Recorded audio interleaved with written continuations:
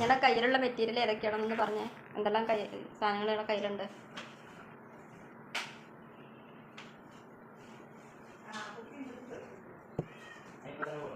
Thread ഉണ്ട്, പക്ഷെ silk ത്രെഡാണ് miss കിട്ടിയത്. ഇന്ന് പോയിട്ട് നീഡിലും ആരി നീഡിലും മറ്റേ ത്രെഡ് ഇന്ന് പോയി വാങ്ങിക്കാം മിസ്.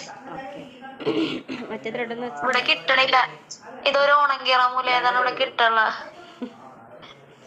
ഓക്കെ, ഇതാണ് ത്രെഡ്. നമ്മൾ ഫോട്ടോ കാണിച്ചിട്ടുണ്ടായിരുന്നല്ലോ അല്ലേ? ആ ഫോട്ടോയിലുള്ള ഇതാണ് ത്രെഡ്. ത്രെഡാണ് വേണ്ടത്. പിന്നെ നമ്മുടെ റിങ്, പിന്നെ കോട്ടൻ്റെ ക്ലോത്ത്. കോട്ടൻ്റെ ക്ലോത്ത് എന്ന് വെച്ചാൽ മല്ലിയുടേതാകുമ്പോൾ ഒന്നും കൂടി ബെറ്ററാണ്, ഒരു ഗ്രിപ്പ് ഉണ്ടാവും. പോപ്പിളിൻ്റെ ക്ലോത്ത്, ലൈനിങ് ക്ലോത്ത് അല്ല, അത് വേണ്ട. മല്ലിയുടെ തന്നെ മേടിക്കണമായിരിക്കും നല്ലത്. ഓക്കെ, അപ്പം അത് എല്ലാടും മല്ലിയുടെ ക്ലോത്ത് എന്ന് പറഞ്ഞാൽ കിട്ടും. ഇനി നിങ്ങളുടെ അവിടെ എന്താണ് പറയുന്നത് എനിക്കറിയില്ല. ഇവിടെ ഞങ്ങളവിടെ അങ്ങനെ മല്ലി ക്ലോത്ത് എന്ന് പറഞ്ഞാലാണ് ഈ ഒരു ക്ലോത്ത് കിട്ടുള്ളൂ. ഞങ്ങളവിടെ എന്താണ് പറയുന്നത്? കോട്ടൻ്റെ തന്നെ പറഞ്ഞു. കോട്ടൻ്റെ കട്ടിയുള്ള കുറച്ച് കോട്ടൻ്റെ ക്ലോത്ത്, അല്ലെങ്കിൽ ഷോപ്പിൽ കയറിയിട്ട് തന്നെ പറയാം എന്തെന്ന് ഹാൻഡ് എംബ്രോയിഡറി പഠിക്കാനായിട്ടുള്ള ക്ലോത്ത് കൊണ്ടുപോകാനുള്ള അങ്ങനെയുള്ള ക്ലോത്താന്ന് പറഞ്ഞാൽ മതിയാവും. അപ്പം അത് മേടിക്കാം.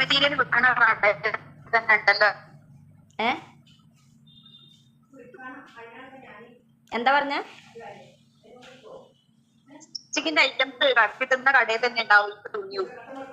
ബട്ടൺ ഹൗസ് പോലുള്ള ഷോപ്പിലൊക്കെ ഉണ്ടാവും.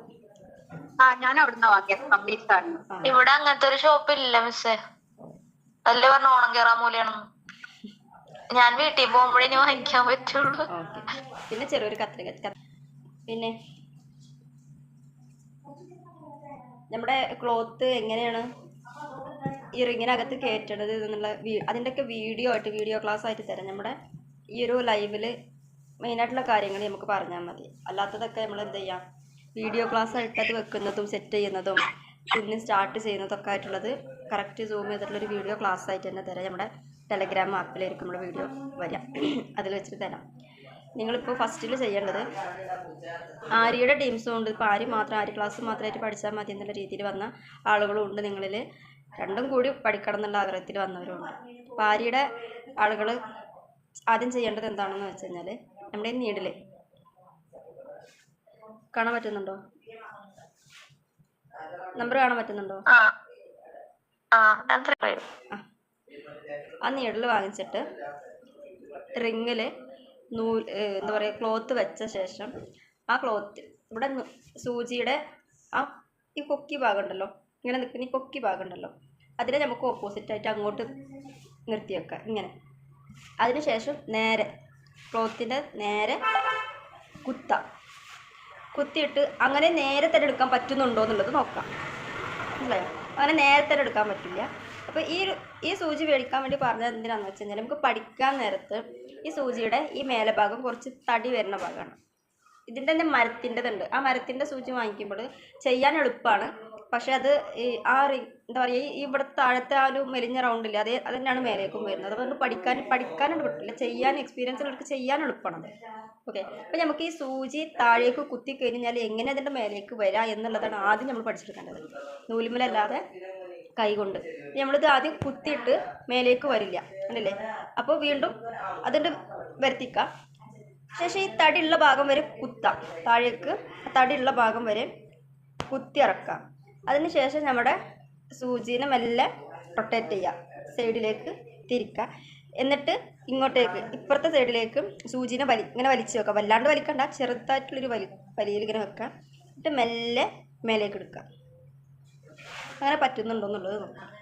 അതും വളരെ കുറച്ച് സ്പീഡ് തന്നെ സംഭവം ഇപ്പം നിങ്ങൾ മറന്നേക്കാം. അങ്ങനത്തെ ഒരു വാക്ക് നിങ്ങളുടെ നിഘണ്ടുവിലില്ല. അങ്ങനെ ചിന്തിച്ചിട്ട് ചെയ്യാം. മെല്ലെ കുത്തുക, സൂചിനെ തിരിക്കുക, മെല്ലെ എടുക്കാൻ പറ്റുന്നുണ്ടോ എന്നുള്ളത് നോക്കാം. ചെയ്ത് പ്രാക്ടീസ് ചെയ്യുമ്പോൾ കുത്തിയ പാട് തിരിക്കില്ല, കുത്തി മേലേക്ക് എടുക്കുന്ന സമയത്തായിരിക്കും തിരിക്കുക. പക്ഷെ നമ്മൾ പഠിക്കാൻ വേണ്ടി നിൽക്കുമ്പോൾ ആദ്യം സൂചിനെ കൊക്കി ഭാഗം മുൻവശത്തേക്ക് വെച്ചിട്ട് സൂചിനെ സ്ട്രൈറ്റായിട്ട് താഴേക്ക് കുത്തുക, മെല്ലെ തിരിച്ചിട്ട് നമ്മുടെ സൂചിയുടെ ബലം ഈ സൈഡിലേക്കായിരിക്കണം, ഇങ്ങോട്ടേക്ക് എടുത്തിട്ട് മെല്ലെ മേലേക്ക് പൊങ്ങുന്നുണ്ടെന്നുള്ളത് നോക്കാം. 3-4 വട്ടം ശ്രമിച്ച് നോക്കാം. ഇടക്ക് ഈ ഒരാഴ്ച അങ്ങനെ തന്നെ നമുക്കിങ്ങനെ ചെയ്തിട്ട് ഒരു ഏകദേശം വരുന്നുണ്ട് എന്നുള്ളത് മനസ്സിലാക്കി കഴിഞ്ഞാൽ, അതായത് സൂചി നമുക്ക് ഇങ്ങനെ കുത്തി ഇങ്ങനെ ആക്കുമ്പോൾ വരുന്നുണ്ട് എന്നുള്ളത് മനസ്സിലാക്കി കഴിഞ്ഞാൽ പിന്നെ നമ്മൾ ഈ കുത്തുന്ന ആഴം ഉണ്ടല്ലോ, നമ്മൾ ഈ കുത്തിയിട്ട് ആഴം ഈ ഒരു ഹോളായിട്ട് വരുന്നതുകൊണ്ടാണ് നമുക്ക് ആ ഒരു സൂചി മേലേക്ക് വരുന്നത്. അപ്പോൾ നമുക്ക് പിന്നെ കുത്തുമ്പോൾ അത് 1-2 ദിവസം വരെ നിങ്ങൾ ഇങ്ങനെ തന്നെ കുത്തി പ്രാക്ടീസ് ചെയ്യാം. 1-2 ദിവസമാണ് കഴിഞ്ഞ് കഴിഞ്ഞാൽ പിന്നെ നമ്മൾ ഈ കുത്തുന്ന ആഴം കുറക്കുക. അതായത് ഈ വണ്ണുള്ള ഭാഗത്ത് കണ്ട് നീട്ടി കൊണ്ടുപോകാതെ മെല്ലെ ഇതാക്കുമ്പോൾ അതേപോലെ വരുന്നുണ്ടോ എന്നുള്ളത് നോക്കാം. ഓക്കെ, ഒരാഴ്ച വരെ അങ്ങനെ തന്നെ നമ്മൾ ഇതിൽ ചെയ്യാം. ഓക്കെ, ഇനി നമുക്ക് വരാം നമ്മുടെ ഹാൻഡ് എംബ്രോയിഡറിയുടെ ടീംസിന്.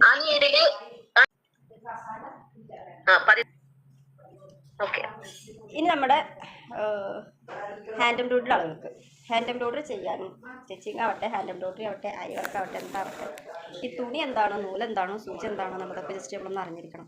ഞാൻ ഇതിൻ്റെ ഒരു വീഡിയോ നിങ്ങൾക്കായിട്ട് ഉണ്ടാക്കിയത് തന്നെയാണ്, നമ്മൾ യൂട്യൂബിൽ ഇട്ടിട്ടുണ്ട്. കണ്ടിട്ടുണ്ടായിരുന്നു ആരെങ്കിലും? ഈ വീഡിയോ ആരെങ്കിലും കണ്ടിട്ടുണ്ടായിരുന്നോ? എവിടെയെങ്കിലും കണ്ടുവെച്ച് വല്ല ഓർമ്മയുണ്ടോ? ഈ സാധനം സുരേഷ് ചോദിച്ചാൽ ഓർമ്മയുണ്ടോ ഈ മുഖം? ഓക്കെ, നമ്മൾ ആ 2 കൈ ഉണ്ടല്ലോ, കൈയല്ല സോറി വിരല്, ലാസ്റ്റത്തെ ചുള്ളി വിരലും ഫസ്റ്റത്തെ ഈ തള്ളവിരലും, ഈ 2 കൈയും കൂടി ഇടത്തെ കൈ കൊണ്ട് നമ്മുടെ ക്ലോത്തിന് ഇങ്ങനെ പിടിക്കുക. ഇടത്തെ കൈ കൊണ്ട് ക്ലോത്തിന് ഇങ്ങനെ പിടിക്കുക. പിന്നെ ഈ 2 വിരല് അതിനെ ഇങ്ങനെയും പിടിക്കുക. കണ്ടോ? അപ്പോൾ ഈ ക്ലോത്തിൻ്റെ ബാലൻസ് നമ്മുടെ കയ്യിൽ കിട്ടി. ഈ ഒരു ഭാഗത്തെ ആ ക്ലോത്തിൻ്റെ ഒരു ബാലൻസ് നമ്മുടെ കയ്യിൽ കിട്ടി. അതിന് ശേഷം ഇങ്ങനെ പിടിച്ചതിന് ശേഷം നമ്മുടെ സൂചീനെ ഫസ്റ്റ് ടൈമാണ് നിങ്ങൾ ചെയ്യുന്നത്, അതുകൊണ്ട് നല്ല എക്സ്പീരിയൻസ് ഉള്ളവരും ഉണ്ട്, ഇതിൽ ഇല്ലാത്തവരും ഉണ്ടെന്നുള്ളത് അറിയാം. അപ്പോൾ ഇല്ലാത്തവരാണെങ്കിലും ഉള്ളവരാണെങ്കിലും ഫസ്റ്റ് ടൈം ചെയ്യുമ്പോൾ ഇങ്ങനെ തന്നെ ചെയ്ത് നോക്കാം. സൂചീനെ മേൽഭാഗത്തു നിന്ന് സെൻറ്റ് മേലേന്ന് താഴേക്ക്, മേലേന്ന് അതായത് ചീത്തവശത്താണ് നമ്മൾ കുത്തി ഇറക്കുന്നത്. അപ്പോൾ മേലേന്ന് താഴേക്ക് കുത്തി ഇറക്കി. അതായത് ഡൗട്ട് ചീത്തവശം മിസ് പറയണമായിരുന്നു. ഞാനത് ഓർക്കണം, എന്താ മോളീന്ന് കുത്തണ താഴത്തുനിന്നല്ലേ സാധാരണ തുന്നാറ്? ഇത് ചീത്തവശമാണ്. അപ്പോൾ നമ്മൾ ഫസ്റ്റ് ടൈം അല്ലേ ചെയ്തത്. അപ്പം അങ്ങനെ ഉള്ളതുണ്ടെങ്കിൽ അങ്ങനെ വെച്ചിട്ട് കോർക്കാം, അങ്ങനെ ഇല്ലാത്ത ഉണ്ടെങ്കിൽ അങ്ങനെ, അല്ലാത്തവർ സ്വയം കോർക്കാൻ തന്നെ നോക്കാം. എന്തായാലും നിങ്ങൾ ഈ സൂചി മേടിക്കുമ്പോൾ ഈ സൂചിയുടെ ഹോളൊന്ന് ശ്രദ്ധിക്കണം കേട്ടോ. അതായത് ഈ സൂചിയുടെ ഹോളെന്ന് പറയുമ്പോൾ ഹോള് കുറച്ച് വണ്ണുള്ള ഹോളും ഉണ്ടാവും, അത് നിങ്ങൾ മേടിക്കരുത്.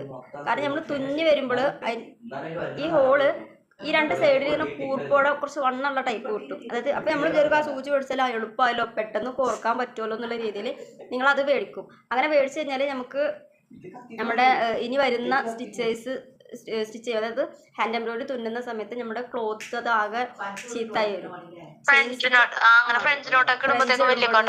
അങ്ങനെ ആകുമ്പോൾ ആകെ വൃത്തികേടാവും. അപ്പോൾ അങ്ങനെ നോർമൽ സൂചി തന്നെ, അതായത് ഷേപ്പുള്ള സൂചി കൊണ്ട് തന്നെ നമ്മൾ തുന്നി പ്രാക്ടീസ് ചെയ്യണം. നമ്മൾ എളുപ്പം നോക്കിയിട്ട്, നൂലിടാനുള്ള എളുപ്പം നോക്കിയിട്ട് ഹോള് വലുത് മേടിക്കരുത്. സൂചിയുടെ ഹോള് വലുതായിട്ടുള്ള ഇത് മേടിക്കരുത്. ഓക്കെ,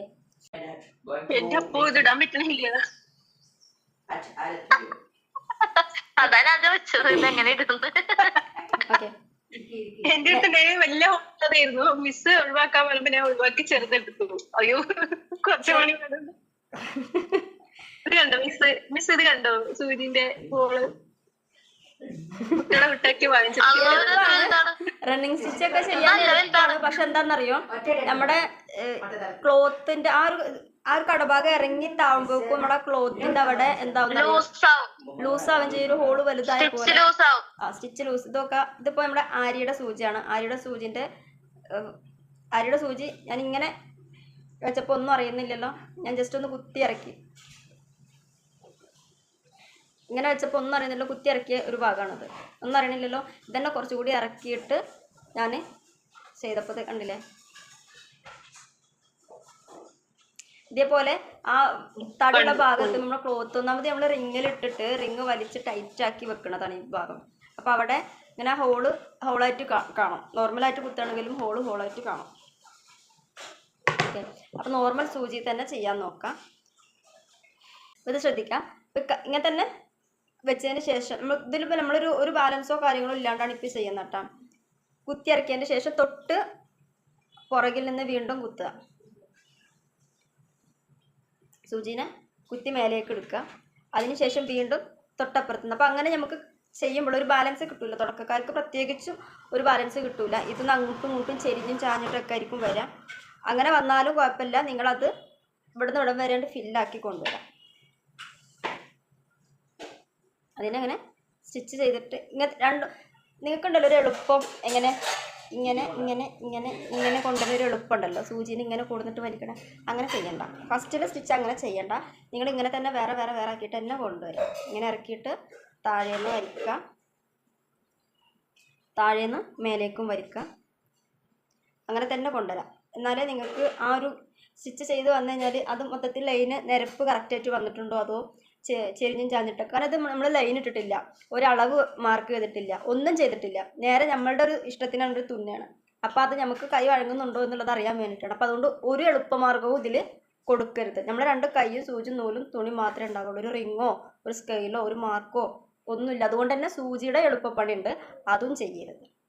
എങ്കിലേ നമുക്കത് എത്രത്തോളം വൃത്തിയായിട്ട് നമുക്ക് വരുന്നുണ്ട്. സ്റ്റാർട്ടിങ്ങിലെ സ്റ്റിച്ച് തന്നെ നമുക്ക് എത്രത്തോളം എങ്ങനെയാണ് വരുന്നുള്ളത് അറിയുള്ളൂ. ചെറിയ ചായയൊക്കെ ചെയ്തോട്ടോ, കുഴപ്പമില്ല. ഓക്കെ. അപ്പം ഇങ്ങനെ വന്നു കഴിഞ്ഞാൽ പിന്നെ ഇവിടെ ഒരു കെട്ടിടാനുണ്ട്. അപ്പോൾ ഫസ്റ്റിൽ നിങ്ങൾ കെട്ടിടണ്ട. ആ കെട്ടിടാണ്ട് തന്നെ കട്ട് ചെയ്യുക. ഈ ഒരു ഭാഗത്തുനിന്ന് കട്ട് ചെയ്തെടുക്കുക. മനസ്സിലായോ? ഇങ്ങനെയുണ്ട് തുന്നിട്ട് ഇവിടെ കെട്ടിടാതെ തന്നെ കട്ട് ചെയ്തെടുക്കുക. ഓക്കെ. അതിനുശേഷം തൊട്ടപ്പുറത്തെ ഭാഗം, ഒന്നെങ്കിൽ ഈ സൈഡ് അല്ലെങ്കിൽ ഈ സൈഡ്, ഏതെങ്കിലും ഒരു ഭാഗം, അതിനെ എന്ത് ചെയ്യാം, മറ്റേ നമുക്ക് കിട്ടിയത് ഇങ്ങനെ ഒരു പീസാണല്ലോ, അതിൽ ഇവിടെ നമ്മൾ തുന്നി. പിന്നെ അടുത്ത ഭാഗം എന്ന് പറഞ്ഞത് ഇപ്പുറത്ത് ഈ സൈഡാണ്. ഈ സൈഡിന് ഒരു മടക്കാക്കി മടക്കാം. ഒറ്റ മടക്കാക്കിയിട്ട് മടക്കാം. ഒരു 4 ഇഞ്ചിൻ്റെ ഗ്യാപ്പിൽ ഒറ്റ മടക്കാക്കി മടക്കാം. 1 മിനിറ്റ് മിസ് ചെയ്ത് അതൊന്ന് ഓക്കെ. അതിനുശേഷം നമ്മൾ രണ്ടാമത്തെ സൈഡ് ഒരു മടക്ക് മടക്കുക. കറക്റ്റ് ഒരു 4 ഇഞ്ചിൽ ഒരു മടക്ക് മടക്കിയതിന് ശേഷം നമ്മുടെ സ്കെയിൽ വെച്ചിട്ട് അളവെടുക്കുക. ഓരോ സെൻറ്റിമീറ്റേഴ്സ്, സ്കെയിലിലെ ഓരോ സെൻറ്റിമീറ്റേഴ്സ്, ടേപ്പ് ഉണ്ടെങ്കിൽ ടേപ്പായാലും മതി. അതിൽ ഓരോ സെൻറ്റിമീറ്റേഴ്സും വെച്ചിട്ട് മാർക്ക് കൊടുക്കുക. ഈ ഒരു സൈഡിൽ ഓരോ ഭാഗത്തും മാർക്ക് കൊടുക്കുക.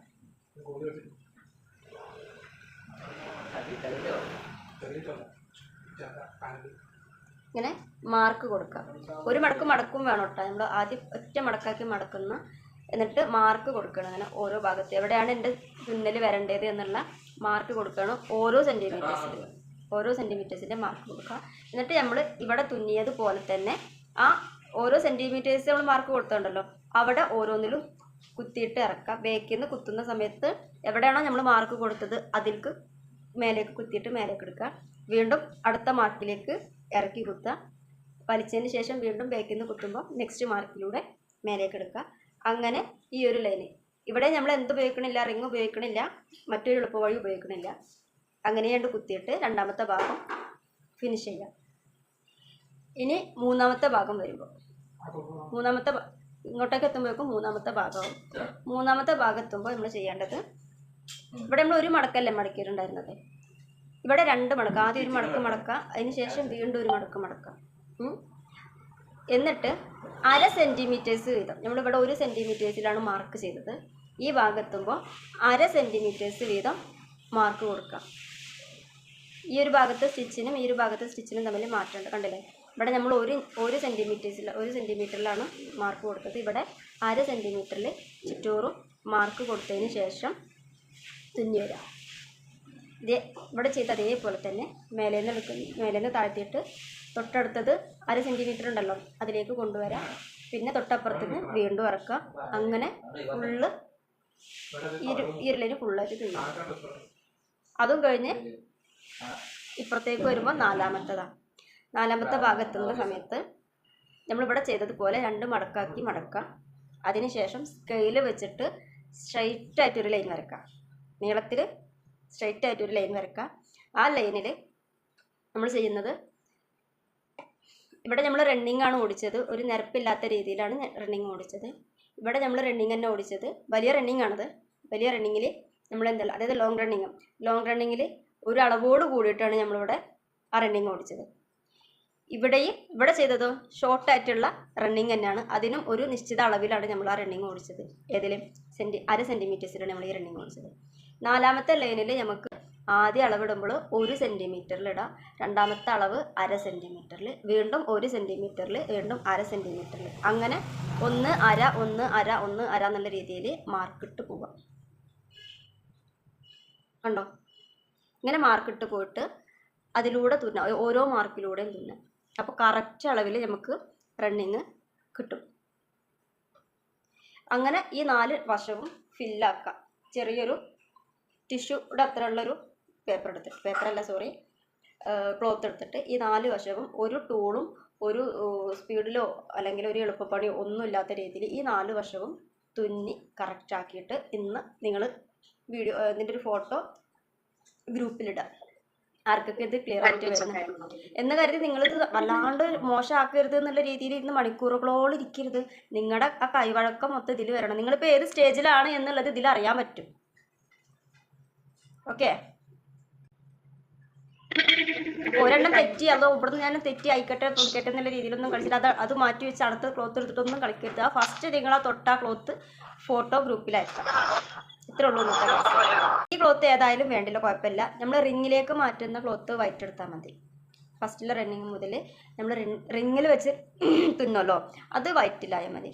ഇത് ഏത് ക്ലോത്ത് ആയാലും വേണ്ടില്ല, ഏതെങ്കിലും ഒരു വേസ്റ്റ് പീസോ അല്ല ഏത് കളറായാലും കുഴപ്പമില്ല. ക്ലോത്ത് ഇനി കോട്ടൺ അല്ലെങ്കിലും കുഴപ്പമില്ല.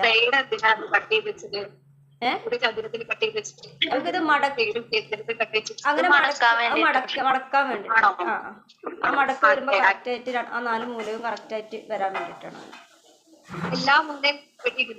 4 മൂലയും വെട്ടിയിട്ടുണ്ട്. ഇതിന്റെ വീഡിയോ ഉണ്ട്, വീഡിയോ അയച്ചു തരാം. ആ വീഡിയോ കണ്ടിട്ട് ചെയ്യാം.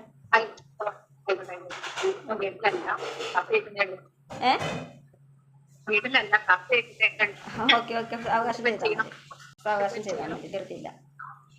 നമ്മുടെ ഇന്നത്തെ ക്ലാസ് ഇത്രേ ഉള്ളൂ, കൂടുതൽ നമ്മളൊന്നും എടുക്കുന്നില്ല. പിന്നെ ആര്യയുടെ ആളുകൾ ഇത് ദിവസം ചെയ്യാം. ദിവസം ഒരു 5 മിനിറ്റെങ്കിലും ചെയ്ത് നോക്കാം. വെറുതെ ഒരു റിങ്ങിൽ ഈ പറഞ്ഞതുപോലെ സൂചിനെ പിടിക്കേണ്ട രീതി ഫ്രണ്ട് വശത്തേക്കാണ്. ഈ ഒരു ആ കൊക്കുള്ള ഭാഗം ഫ്രണ്ട് വശത്തേക്ക് പിടിച്ചിട്ട് അമർത്തി കൊടുക്കുക, സൈഡിലേക്ക് തിരിക്കുക. 3 ഏരിട്ടിട്ട് 2 താഴെ ഭാഗം 2ഉം കൂടി കെട്ടിയാൽ മതി. അപ്പോൾ 6 ഏഴാവും.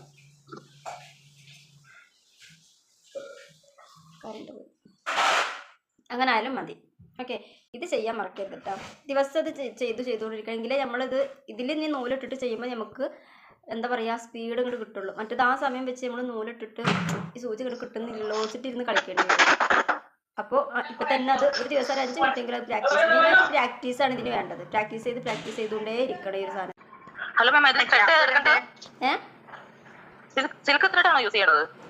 ഇതിന്റെ ത്രെഡിലേക്കൊന്നും ഇപ്പൊ വരണ്ട. ഇതിന്റെ ത്രെഡിലേക്കൊക്കെ നമുക്ക് പിന്നീട് വന്നാൽ മതി. ഇപ്പൊ ഇത് നിങ്ങൾക്ക് കൈ വഴങ്ങി സൂചിനെ കോട്ടിലേക്ക് ഇറക്കി കഴിഞ്ഞ് കഴിഞ്ഞാൽ ഇതിനെ തിരിച്ചെടുക്കാൻ പറ്റുന്ന ആ ഒരു സ്പീഡ് നിങ്ങൾക്ക് ഉണ്ടായിരിക്കണം. അത് മാത്രമേ ഇപ്പൊ ചെയ്താൽ മതി. ഇതിലേക്കൊക്കെ പിന്നീട് നൂലൊക്കെ നമ്മളെ കയ്യിൽ കിട്ടുമ്പോഴത്തേക്ക് നമ്മൾ ഇതിങ്ങനെ ഓടിച്ചു പോണ രീതിയിലുള്ള സ്പീഡ് വരണം. ഓക്കെ, ഇൻഷാല്ലാ അടുത്ത ക്ലാസ്സിൽ കാണാം. ഇന്ന് ഇത്രേ ഉള്ളൂ കേട്ടോ.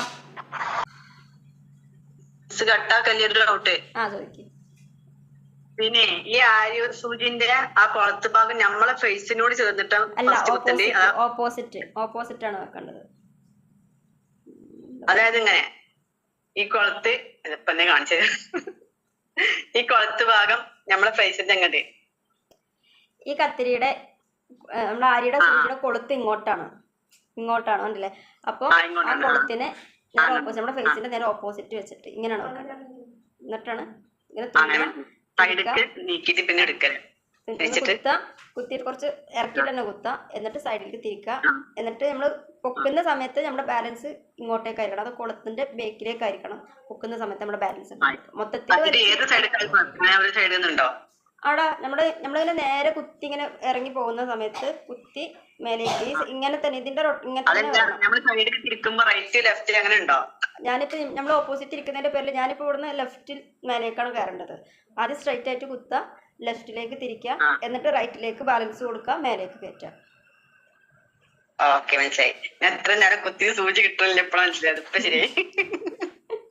നമ്മളെ ഈ വീഡിയോ ആവുമ്പോഴേ ഇതിപ്പോ ഞാൻ നിങ്ങൾക്ക് കത്തിരിക്കലുണ്ട് ആദ്യം സ്ട്രൈറ്റ് കുത്തുക, എന്നിട്ട് കുത്തി ഇറക്കിയിട്ട് നമ്മുടെ ലെഫ്റ്റിലേക്ക് തിരിക്കുക, എന്നിട്ട് റൈറ്റിലേക്ക് വലിച്ചിട്ട് മേലേക്ക് കയറ്റുക. ഇത് ഞാൻ വീഡിയോ ഫ്രണ്ട് ക്യാമറയാണ് എടുക്കുന്നത്. ഫ്രണ്ട് ക്യാമറ നിങ്ങൾക്ക് അയക്കുമ്പോൾ നേരെ ഓപ്പോസിറ്റ് ആണ് കാണിക്കും. ഞാൻ ഈ വലത് കൈ കൊണ്ട് കാണിക്കണതൊക്കെ ഇടത് കൈ കൊണ്ട് കാണിക്കണ പോലെ ഫീൽ ആവും നിങ്ങൾക്ക്. അങ്ങനെ ഒരു പ്രശ്നമുണ്ട്. അപ്പൊ ഈ വലത്ത് റൈറ്റ് ലെഫ്റ്റ് എന്ന് പറയുമ്പോൾ എന്റെ റൈറ്റ് എന്ന് പറയുന്നത് നിങ്ങൾ ലെഫ്റ്റ് ആയിട്ട് കാണും, നിങ്ങൾ വീഡിയോയിൽ കാണുമ്പോൾ. അങ്ങനൊക്കെ ഒരു ചെറിയ ചെറിയ പ്രശ്നം, അതൊക്കെ ഒന്ന് ശ്രദ്ധിച്ചാൽ മതി. ഓക്കെ, ഒന്നും കൂടെ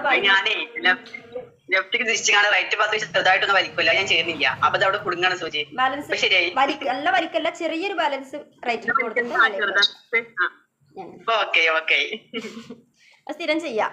സ്ഥിരം ചെയ്തിട്ട് കുറച്ച് അങ്ങോട്ട് ആയിക്കഴിഞ്ഞാൽ നമ്മൾ വല്ലാണ്ട് ഇറക്കുന്നത് അങ്ങോട്ട് കുറച്ച് ഇറക്കി നോക്കുക. കാരണം വല്ലാണ്ട് ഇറക്കുമ്പോൾ ഇവിടെ വണ്ണം കൂടുതലാണ്, അതുകൊണ്ട് നമുക്ക് എളുപ്പം കിട്ടും. പിന്നെ അത് കുറച്ച് കൊണ്ടുവരാം. എന്നിട്ട് ഈ സൂചിയെ മാറ്റണം നമുക്ക്. ഈ സൂചിയെ മാറ്റി കഴിഞ്ഞിട്ട് ആ റൗണ്ട് സൂചി ഉണ്ടല്ലോ, അതുകൊണ്ട് ചെയ്താലും ഇങ്ങോട്ട് കിട്ടുന്ന രീതിയിൽ ആ ഒരു വഴക്കം വരണം.